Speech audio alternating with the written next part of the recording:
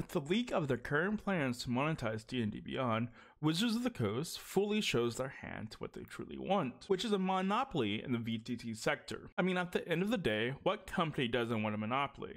You can charge the highest price for the lowest quality of product, and that is exactly where Wizards of the Coast wants to go, and the reason why we are seeing these changes. I personally have had this fear ever since the announcement of their own VTT. It's quite easy to see at the time, especially when you've been in the VTT space for so long. So, what is making Wizards take this path? Well, Dungeons & Dragons 5th edition is by far the most played TTRPG virtually. In early 2020, back before the pandemic fully started its swing, Roll20 released the percentages of what systems was being run on the site, and Dungeons & Dragons was number 1 at 47%. Call of Cthulhu was runner-up at 15%, and then Uncategorized was at 14% at number 3. 3.5 was at 1.2% played. I see no reason that this breakdown doesn't continue into other VTTs such as Fantasy Ground, Tailspire, or Foundry VTT as well. So, we have Dungeons & Dragons making up around 50% of campaigns played digitally, and then the lockdown happened.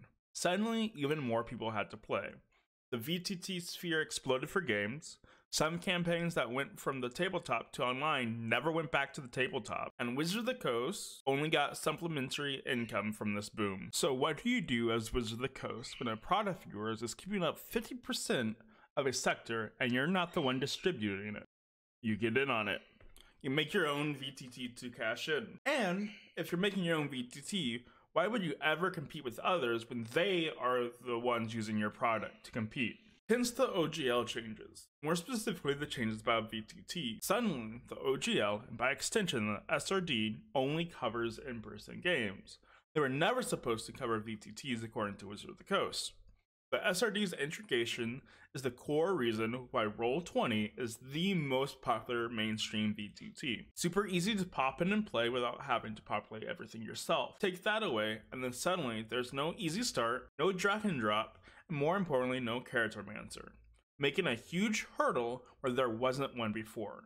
People like easy, hence the popularity of D&D Beyond. This would be step 1. Step 2 would be just super simple. Just not sell one D&D books to other VTTs. The only way to play the newest edition of Dungeons & Dragons would be on their own VTT. And now, here, they can monetize to their heart's content. If they're the only ones supplying a quality VTT, and the other options require an amount of work to get set up and running, there isn't really a choice. We can now see this thought process in the way that they're thinking about monetizing D&D Beyond. A $30 tier as the highest, no homebrew at the basic tier, making the vast majority of DMs having to upgrade, monthly releases, to make sure you're getting your full $30 worth. But as we speak, we don't fully know what that $30 tier is, but I have some guesses, such as full access to their book catalog, probably some access to premium features of the VTT, like Roll20 has their premium, maybe even access to all the 3D models for each monster. Now, you can say that, oh, I wouldn't have moved over, but let me remind you, only 1.2%